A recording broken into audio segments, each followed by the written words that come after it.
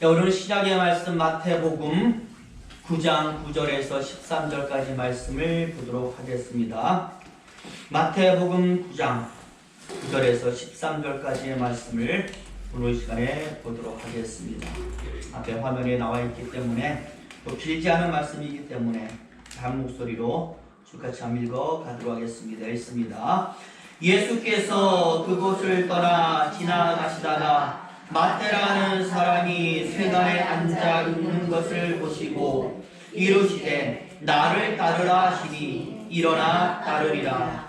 예수께서 마태의 집에서 앉아 음식을 잡수실 때에 많은 세리와 죄인들이 와서 예수와 그의 제자들과 함께 앉았더니 바리새인들이 보고 그의 제자들에게 이르되 어찌하여 너희 선생은 세리와 죄인들과 함께 잡수시느냐? 예수께서 들으시고 이르시되 건강한 자에게는 의사가 쓸데없고 병든 자에게라 쓸데있느냐? 너희는 가서 내가 긍휼을 원하고 제사를 원하지 아니하노라 하신 뜻이 무엇인지 배우라. 나는 의인을 부르러 온 것이 아니요 죄를 부르러 왔노라 하시니라. 아멘. 13절까지 말씀 읽었습니다. 오늘은 1월 셋째 주일입니다. 날씨가 주중에는 좀 풀렸다가 주말이 되면 또 추워지거나 또 눈이 오거나 비가 오는 날씨가 이어지고 있습니다. 교회 오시는 발걸음 쉽지가 않습니다. 부디 저와 여러분 힘내셔서 믿음 생활 잘 하시기를 바라고 오늘도 우리 옆사람과 힘내라는 의미에서 인사하는데요. 사랑합니다. 축복합니다. 건강하시기 바랍니다. 인사하겠습니다. 사랑합니다. 축복합니다. 건강하시기를 바랍니다. 우리 저와 여러분 건강하시기 바랍니다. 날씨가 쌀쌀하기 때문에 여러분 건강하셔야 믿음 생활도 잘할 수가 있습니다. 아프리카에서 있었던 하나의 실험인데요. 어떤 학자가 아프리카의 한 부족의 아이들을 다 모아놓고 실험을 하나 하기 위해서 한 가지 게임을 제안합니다. 아이들 데리고요 숲으로 들어가는 것이죠. 그리고는 숲 한가운데 있는 큰 나무에다가 아이들이 좋아할 만한 음식들을 매달아 놓고서 말을 합니다. 얘들아, 지금부터 내가 호각을 딱 풀면 너희들이 동시에 출발해서 가장 먼저 음식을 매달아 놓은 나무에 도착하는 사람이 거기에 있는 모든 음식을 마음대로 먹을 수 있는 것이다. 아이들이요 알았다라고 대답을 해요. 그래서 이 학자는요 준비하고 호각을 딱 부르는데 이 아이들이 출발을 해서 음식 매달아 놓은 나무에 먼저 가려고 이런 경쟁을 할 것 아니겠습니까? 참 이상해요. 우리의 그런 생각과는 다르게 이 학자가 출발하고 호각을 불자마자 아이를 어떻게 하느냐, 뛰어가는 아이 하나 없이 모든 아이들이 손을 맞잡더니 같이 걸어가는 거예요. 그래서 같이 그 음식이 매달린 나무에 도착해서 같이 그 모든 나무의 음식들을 그 아이들이 함께 나누어 먹었던 겁니다. 이 도저히 천진만만하고 어린 아이들이라고 볼 수가 없는 것이죠. 그래서 이 학자가요 음식을 먹고 있는 아이들에게 물어봤어요. 얘들아, 너희 중에서 누구든지 먼저 도착만 하면 다 그것을 먹을 수 있는데 왜 같이 그렇게 다 가느냐라고 물어봤더니 아이들이요 한마디로 외치는 단어가 하나 있어. 뭐라고 말하냐면 우분투라고 말해요. 우분투. 아마 그 민족의 고유의 말이었던가. 그 뜻이 뭐냐면요 네가 있기에 내가 있다, 당신이 있어서 내가 있습니다 라도 함께하는 행복을 상징하는 그런 단어가 바로 우분투라는 아이들이 말하는 거예요. 옆에 슬픈 사람이 있는데 어떻게 나만 행복할 수 있을까요? 음식을 못 먹어서 슬퍼하는 친구들 속에서 단 한 명만이 행복한 것이 무슨 의미가 있겠습니까? 아리답지 않은 이야기들을 이 아이들이 하는 것이죠. 저와 여러분 서로 함께 나누는 행복이 굉장히 복음적이지 않습니까? 나누는 행복, 함께하는 행복, 하나님의 뜻, 하나님이 만드신 이 세상에서 하나님의 사람들이 하나님이 주시는 모든 은혜와 축복을 마음껏 어느 한 사람 낙오 없이 누리는 것이 바로 하나님의 생각인 줄로 믿습니다. 여러분이 이 자리에 나왔으면 다 하나님의 축복을 받기를 원하는 것이 하나님의 생각이에요. 여러분들이 이 자리에 나왔으면 다 하나님의 말씀을 듣고 하나님만 바라보고 하나님이 주시는 것 하나도 묻지 않고 다 받기를 원하는 것이 바로 하나님의 뜻이 되는 것이에요. 그런 의미에서 여러분의 본문도 굉장히 중요하다고 저는 생각을 하는, 오늘 말씀 우리가 읽었지만 잠시 살펴보면 하나의 자서전이 나오고 있습니다. 여러분, 자서전이 무엇입니까? 자기 스스로 자신의 일생을 기록한 것이 바로 자서전 아니겠습니까? 오늘 본문, 바로 이 본문 마태복음을 기록한 저자는 마태복음이에요. 마태라는 예수의 제자가 바로 마태복음을 기록을 했습니다. 그런데 그 마태가 예수에 대한 기록을 쫙 적어가면서 자신에 대한 이야기를 지금 여기에 적어가고 있는 것입니다. 그것도 자신이 예수의 제자로 부름을 받았던 바로 그 순간에 대한 이야기, 자기에 대한 자서전적인 회고를 오늘 본문에 기록을 하고 있으니 오늘 본문은 무엇입니까? 마태의 자서전이 되는 것이죠. 그래서 그런지 그 내용을 살펴보면 굉장히 언어 선택에 있어도 신중하고 내용의 접근도 아주 조심스러운 접근으로 적어가고 자신의 생각 다 빼버리고 있는 사실만을 쫙 기록을 하는. 그래서 보시면은요, 우리에게 그 알려주는 의미가 아주 중요한 세 가지 의미가 다가오고 있는데요. 가장 먼저 그 내용은 예수님께서 길을 가다가 세간에 앉은 마태를 보셨다고 기록을 하고 있습니다. 마태가요, 먼저 예수님께 딱 다가간 것이 아니에요. 우리 성경 보면은요, 예수님이 지나갈 때 뭔가 예수님께 부탁하고 싶은 사람들이 있을 때에 예수님께 다가가서 예수여, 다윗의 자손 예수라고 부르는 경우가 얼마나 많이 있습니까? 오늘 본문의 마태는요, 예수를 보지 않았어요. 예수님이 길을 가다가 세간에 있는 마태를, 거기 앉아서 일하고 있는 마태를 먼저 보시고 마태에게 다가가셨다라고 그렇게 말씀을 하는 겁니다. 여러분, 성경에 아주 중요한 원리가 나와 있지 않습니까? 사람이 먼저 하나님을 보고 찾아가는 것이 아니라 하나님께서 사람을 먼저 보고 찾아오신다라고 하는 찾아오시는 하나님, 하나님의 찾아주심과 부르심이 없으면 사람은 하나님을 만날 수 없다라는 은혜의 원리가 나오고 있는 겁니다. 마치 아브라함을 찾아가서 아브라함아 부르신 것처럼, 모세를 찾아가서 모세아라고 부르신 것처럼, 자고 있는 사무엘을 찾아가서 사무엘아라고 부르신 것처럼 찾아오시는 하나님, 부르시는 하나님, 그래서 그 하나님의 부르심에 응답해서 하나님을 만나는 하나님의 사람, 오늘 예수님과 마태의 만남이 보여주는 아주 중요한 의미가 되는 것입니다. 저와 여러분이 왜 여기 나와 있느냐? 하나님이 부르셨기 때문에, 그것을 내가 응답했기 때문에, 내 하나님, 내가 여기 있어요라고 응답했기 때문에 우리가 이 자리에 나와서 하나님을 부르게 되었다라는 것을 보여주고 있는 것. 두 번째로, 오늘 우리는 여기에 나와 있는 제자의 이름 마태라는 이름에 좀 주의를 기울여야 될 것 같습니다. 왜냐하면 원래 이 사람 이름이 오늘 본문에 마태지만 다른 복음서에 보면 마태가 아니에요. 무엇이라고 나와 있습니까? 레위라고 나와 있거든요. 뭐와 똑같습니까? 우리가 성경 보면 베드로의 이름이 원래 베드로가 아니잖아요. 그렇죠? 그런데 예수님께서 이 시몬이라 이름을 가진 그 사람을 만나서 이제 네가 앞으로 반석 같은 사람이 되라 라는 의미에서 그 시몬의 이름을 뭐라고 바꿔줘요? 베드로라고 바꿔준 것처럼 레위라는 이름을 가졌던 이 세리에게 예수님께서 누구의 이름? 마태라는 이름을 주셨다라는 거예요.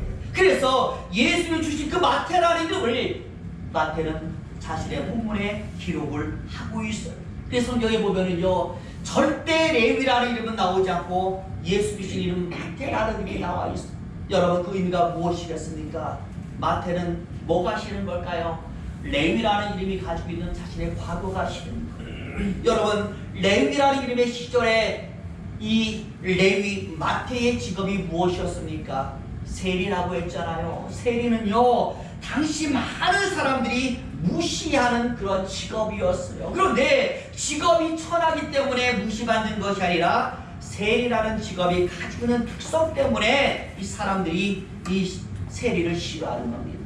세리는요, 세금을 걷는 사람인데 당시 세리들은 세금을 걷는다는 목적으로 백성들 자신의 동족으로 뭐합니까? 착취했다라는 것, 이윤을 취했다라는 것, 그리고 같이 뜯어먹었다라는 것. 그러니 이런 지독한 부도덕함을 사람들은 비난하고 무시하고 천시했기 때문에 그런 과거를 가지고 있는 그 자신의 과거를 누가 싫어합니까? 레위가 싫어하는 거예요.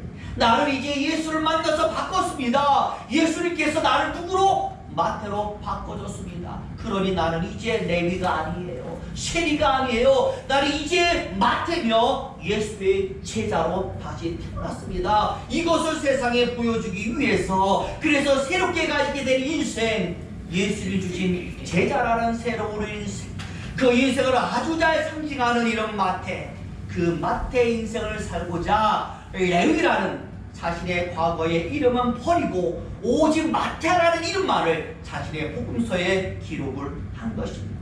여러분, 이것은 우리에게도 마찬가지인 줄로 믿습니다. 우리의 과거도요, 마태와 마찬가지로 자랑스럽지 않습니다. 우리의 과거는 다 누구의 과거예요? 죄인의 과거였어요. 단 한 사람도 하나님 앞에서는 의로울 수 없기 때문에 사람은 하나님 앞에서 죄인이 되는 겁니다. 그런 우리가 오늘 마태처럼 찾아오신 예수님 만났고 부르시는 음성에 응답했고 마태처럼 새로운 인생, 제자의 인생, 성도의 인생을 얻었기 때문에 우리는 이 자리에 있는 것입니다. 더 이상 우리는 과거의 인생으로 돌아가서는 안 된다라는 것 알 수 있는 것 아니겠습니까? 성도로서의 영광스러운 인생을 계속 살아야 하는 것입니다. 성도로 됐다가 죄인 됐다가 또 성도로 됐다가 죄인 됐다가, 이거는 바람직한 인생이 아니라는 것이죠. 다시 오실 예수님 앞에서 여러분 나가서 예수님 나는 죄인이에요, 나를 용서해 주세요라고 하는 것보다 예수님 나 성도예요, 하나님 찬양했어요, 정말 내가 내 평생 하나님의 이름만을 불렀어요라고 다윗처럼 고백하는 게 더 영광스럽지 않습니까? 오늘 마태의 자소전에는 바로 그런 마태의 결단이 숨겨져 있는 것입니다. 그러니 저와 여러분, 부디 저와 여러분의 2024년은 오늘 이 마태처럼 과거를 뛰어넘어 멋진 현재와 미래를 살고 싶은 마음이 예수의 능력과 합쳐져서 어제를 뛰어넘는 영광스러운 시간만이 우리에게 넘쳐나게 되시기를 예수 이름으로 축원을 드립니다. 부디 여러분들, 어제가 되풀이 되는 인생을 살지 마세요. 어제는 결단하고 작심삼일 되어서 3일 되니까 또다시 돌아가고, 이건 절대 우리가 살아야 될 바람직한 인생은 아닙니다. 부디 작심삼일이 영원히 되어서 영원토록 우리의 미래는 전진해 나가게 되시기를 예수 이름으로 축원을 드립니다. 이제 마지막으로 세 번째, 예수의 제자가 된 마태의 첫 번째 행보가 오늘 본문에 나와 있는, 예수의 제자가 되어서 여러분 마태가 가장 먼저 한 것이 무엇입니까? 오늘 본문에 보니까 예수의 부름에 마태는 즉각적으로 응답했고 자신의 직업을 버리면서 예수를 쫓았다라고 합니다. 그리고 너무나 좋아가지고 오늘 본문 10절에 보니까 뭘 베풀었다? 잔치를 베풀었다라고 말씀하죠. 우리 10절 말씀 보여주세요. 같이 한번 다시 읽어봅니다. 같이 있습니다. 시작. 예수께서 마태의 집에서 앉아 음식을 잡수실 때에 많은 세리와 주인들이 와서 예수와 그의 제자들과 함께 앉았더니, 여러분, 저는요 이 잔치에 두 가지 의미가 있다라고 생각을 합니다. 하나는 무엇일까요? 누구를 대접해요? 예수님을 대접하는 자리에 왜? 과거를 다 버리게 하셨으니까, 새로운 미래를 주셨으니까, 새로운 신분을 주셨으니까, 거기다가 구원이라는 놀라운 능력을 주셨으니까, 바로 그런 능력을 주신 예수님에 대한 감사가 잔치로 이어집니다. 다시 말하면 은혜에 대한 작은 보답이라고 할까요? 그것이 오늘 본문의 잔치가 되는 것이고, 두 번째는 자신과 똑같은 죄인들을 향하는 자리가 오늘 본문의 잔치가 단순하게 예수님께만 감사하기 위한 자리가 아니라 본문에 보니까 이 마태가 초청한 사람이 다 누굽니까? 자기와 똑같은 죄인들이었어요. 세리들이었어요. 구원이 필요하고 예수가 필요한 사람, 정말 내가 구원받아 보니까 세리였다가 예수의 제자가 되어 보니까 너무나 좋으니까 누가 보여요? 자신과 똑같이 그런 정말 처참한 과거를 가지고 있었던 자신과 똑같은 무리들이 보이는 거예요. 그 잔치를 열고 그들 초청해서 보라고 말하는 것이죠. 그래서 오늘 본문에 보니까 이런 내용이 나와 있죠. 우리 같이 한번 어디를 보느냐면 이렇게 11절 말씀 보여주시고 같이 있습니다. 같이 있습니다. 시작. 바리새인들이 보고 그의 제자들에게 이르되 어찌하여 너희 선생은 세리와 죄인들과 함께 잡수시나. 잔치의 자리는요, 좋은 사람, 뛰어난 사람, 좀 그런 사람이 있어야 되는데 온갖 죄인들이 득실거리니까 왜 이런 자리에 예수께서 함께 있느냐라고 이야기할 정도로 그 잔치 자리가 사람들이 되는 이상하게 보인 겁니다. 이유가 무엇이겠어요? 마태의 생각, 보라는 거예요. 그 모든 세리를 다 모아놓고 와서 봐라, 내가 이렇게 달라졌어. 그러면서 누구에게? 자신과 똑같은 처지의 사람들에게 메시지를 던지는 거예요. 너희도 나를 좀 보고 나처럼 예수님 만나서 달라져 봐라. 나도 구원받았으니 나의 모든 다른 동료들도 예수님 한 번만 보면 달라질 수 있겠구나 라는 그 소망과 심정이 오늘의 잔치 자리를 만들게 되었던 겁니다.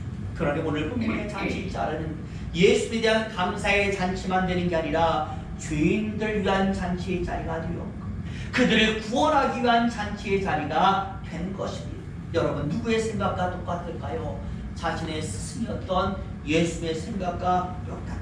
그래서 예수님께서 12절과 13절에 보면 비아냥거리는 바리새인들에게 뭐라고 대답하셔요? 나는 의인을 부르러 온 것이 아니라 죄인을 부르러 왔다. 예수님은 화답하셨어요. 나는 죄인들을 위해서 왔다. 이 자리가 내 자리다. 죄인과 함께 있는 자리, 그들을 구원하는 자리가 바로 나의 자리다라고 예수님은 화답을 하신 겁니다.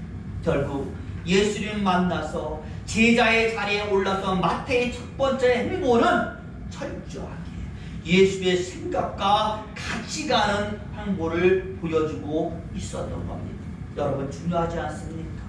제자된 사람으로서 스승된 사람과 철저하게 같이 가는 행보와 발걸음, 항상 예수님을 향한 감사의 자리를 만들고 감사의 마음을 품고 예수님처럼 사람들을 복음의 자리, 말씀의 자리, 은혜의 자리로 초청하는 모습, 같은 생각과 같은 마음과 같은 행복, 저는 마태뿐만 아니라 저와 여러분이 보여야 할 가장 바른 모습이라고 생각합니다.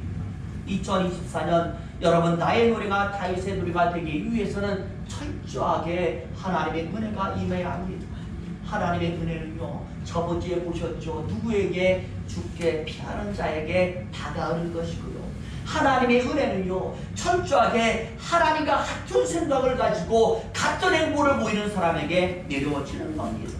그런 우리 2024년 우리 삶의 다윗의 노래가 되기 위해서는 하나님의 마음과 생각을 품는 거예요. 그래서 그와 똑같은 발걸음을 보여주는 것이 바로 기도이 될 줄로 믿습니다. 어떤 큰 농장을 가진 사람이요, 이제 나이를 지긋하게 먹게 되니까 이 자신의 농장을 믿고 맡길 수 있는 사람을 구하는 거예요. 광고했습니다. 잘하는 친구들에게 사람들 소개해달라고 부탁도 했어요. 그러다가 어느 날 한 남자가 그 지역에 아주 유명한 유지의 추천장을 하나 들고 찾아왔는데요. 추천장이 이렇게 써있어요. 뭐라고 쓰느냐? 비바람이 몰아쳐도 마음 놓고 잠을 자는 사람. 무슨 의미겠어요? 모르잖아요. 막 경험해 보면 모르잖아요. 그러니까 이게 도대체 무슨 말인가 싶어가지고 한 일주일 동안 자기 대신 맡겨보는 거예요. 어떤 사람인가. 그래가지고 일주일 동안 다 농장을 맡겨보는데요. 딱 중간 됐을 때, 한 4일 정도 됐을 때에 막 폭풍우가 막 몰려오더니 엄청난 비가 내리는 거예요. 이 사람은요, 농장 주인이 걱정되잖아요. 이 사람에게 다 맡겼지만 이 농장이 큰데 어떻게 이렇게 걱정이 되니까 잠을 이룰 수가 없어가지고 한밤에 농장으로 뛰쳐갔어요. 그래서 딱 보니까 세상에 농장 안에 사람이 하나도 없는 거예요. 그 추천장 받아가지고 농장을 맡긴 사람도 보이질 않아요. 그러다가 머리 어떤 생각 나요? 비바람이 몰아쳐도 뭐져요? 편하게 잠을 자는 사람이라니까, 야, 이거 혹시 들어가서 뭐 잠자고 있는 거 아닌가 싶어가지고 숙소 안에 들어갔더니 아니나 다를까 거기서 그냥 잠을 자고 있는 거래요. 얼마나 화가 나는지 깨웠습니다. 야, 이놈아, 야, 이 사람아, 지금 이 비가 너무 난리가 나는데 이 혹시 잠자면 어떡하느냐? 혹시 농장에 일이 생기면 어떡하느냐? 가서 봐야지. 그랬더니 이 청년이요, 싱긋이 웃더니 농장 주인을 데리고 농장 이곳저곳을 확인시켜 주는데요. 어느 한 곳 소홀한 곳 없이 다 정비가 되어 있더라는 거예요. 지붕도 수리 다 되어 있고요. 밭에 있던 그 볕단들 다 단단하게 고정되어 있고, 또 물이 새어나갈까봐 이 도랑 다 파고 다 정비가 되어 있는 거예요. 그래가지고 그제서야 이 추천서의 의미가 이해가 되는 것이죠. 평소 뭐가 잘 돼 있어요? 대비가 철저하게 되어 있으니까 문제가 생기거나 그 어떤 돌발 상황이 나타나도 뭐 할 수 있어요? 평안할 수 있는 사람, 걱정하지 않고 모든 것을 다 대비할 수 있는 사람, 그게 바로 어떻게 해요? 비바람이 몰아쳐도 편안하게 잠을 자는 사람이라는 말의 의미라는 것을 깨닫게 된 것이죠. 여러분, 저는 이 이야기를 듣고 이거야말로 우리 믿는 사람의 모습이구나라는 생각을 해봤어요. 항상 대비가 되어 있어야 합니다. 항상 준비되어 있어야 합니다. 언제 사단이 다가와도, 언제 시험에도 그것을 딱 물리칠 수 있는 준비가 되어 있는 사람이 믿는 사람이에요. 예수님 말씀하잖아요. 홍수가 나고 창수가 나도 안전한 사람이 누구냐? 반석 위에 집을 지은 사람이다. 오늘 이 사람과 똑같지 않습니까? 이 청년과 똑같지 않습니까? 뭐가 되어 있으니까? 대비가 되어 있습니다. 준비가 되어 있으니까 이것이 가능한 것입니다. 오늘 마태는 제자로서의 첫걸음이 그 스승된 사람, 그 예수님과 그 마음과 생각이 하나 된 모습을 보여주고 있었습니다. 은혜를 알고요, 그 받은 은혜에 감사할 수 있는 그런 모습을 보여주고 있었습니다. 항상 대비하고 준비된 신앙인의 모습은 바로 이렇게 예수님과 같이 걷는 발걸음 속에 생각난다고 저는 생각을 합니다. 항상 같은 발걸음 속에 있는데 여러분 문제될 것이 뭐가 있습니까? 문제가 오면 똑같이 발걸음, 그리고 항상 위험이 와도 항상 걸은 대로 걸어가면 되는 거예요. 왜? 그 걸음 자체가 뭐니까? 능력이니까. 그렇잖아요. 예수님의 기도가 능력입니다. 예수님을 부르는 것이 능력입니다. 매일같이 똑같이 내가 그걸 했다라면, 어려움이 와도 똑같이 하면 되는 거예요. 그런 응답이 오는 것 아니겠습니까? 바로 우리가 걸어가는 이 걸음 자체가 저와 여러분 능력이라는 것을 기억하시기를 예수 이름으로 축원을 드립니다. 우리 이 걸음이 어떤 걸음인지, 어떻게 걸어야 하는지 성경 속에 있으니까 다 알잖아요. 제가 말씀 안 드려도 이렇게 하면 되겠다라는 거 머릿속에 떠오르는 거 있잖아요. 그거 여러분 하시면 되는 줄로 믿습니다. 그래서 아는 것만 잘해도 뭐다? 능력이라는 말이 생겨나게 되는 거예요. 부디 저와 여러분 2024년 우리 발걸음이 예수님과 같은 생각과 같은 마음과 같은 행보의 발걸음이 되시기를 예수 이름으로 축원을 드립니다. 기도하겠습니다.